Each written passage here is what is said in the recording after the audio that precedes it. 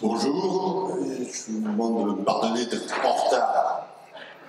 Et comme je suis prêtre, vous savez bien que les prêtres, ils ont un petit coup de collier à donner le dimanche matin, et le reste de la semaine, ils se reposent. Donc ce matin, j'étais un petit peu occupé. Je vais bien aller tout à fait dans un autre domaine que vous. Hein. Je prends le débat en route, mais d'abord pour vous dire que je ne parle pas au nom de la conférence des évêques de France. Je n'ai pas cette prétention-là, même je suis membre donc du secrétariat des relations entre les catholiques et les musulmans.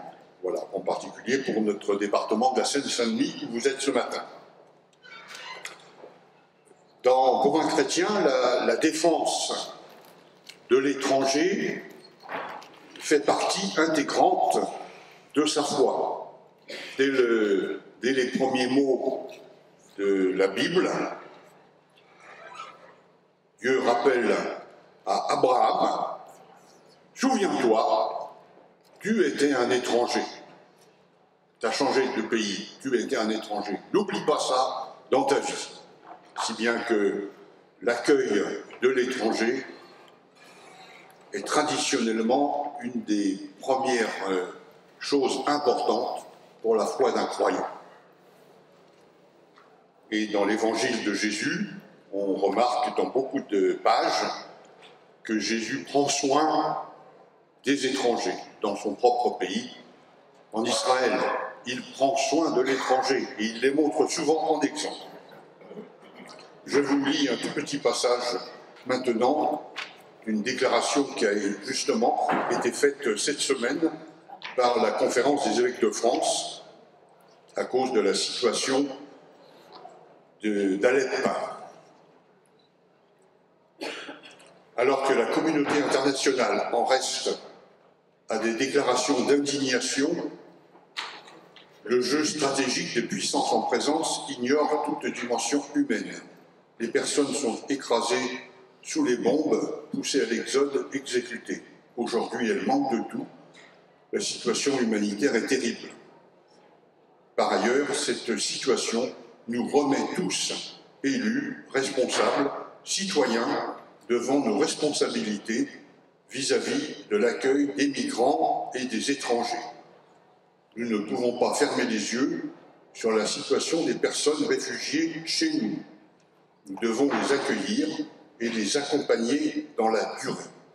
Pour des milliers de personnes, cette situation est souvent indigne, en particulier en Île-de-France, où, sous couvert de les prendre en charge, on se contente de les déplacer de quelques kilomètres. À Saint-Denis même, nous avons eu à vivre cet accueil, puisque un certain nombre de migrants étaient dans la rue depuis des semaines. Depuis le mois d'août, toute une partie d'un immeuble avait été expulsée et vivait dans la rue, sous des tentes. Et vendredi matin,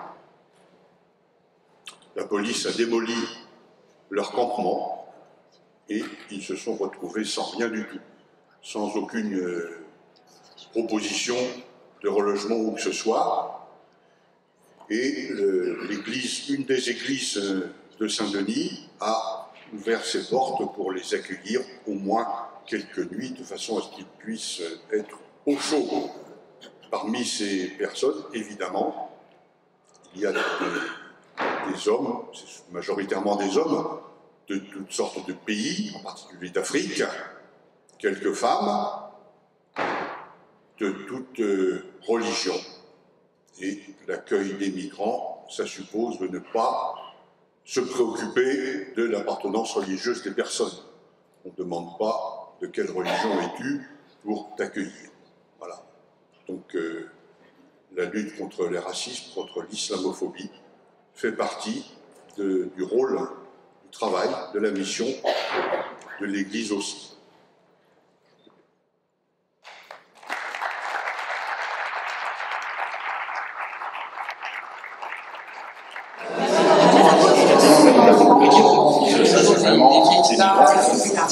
Merci.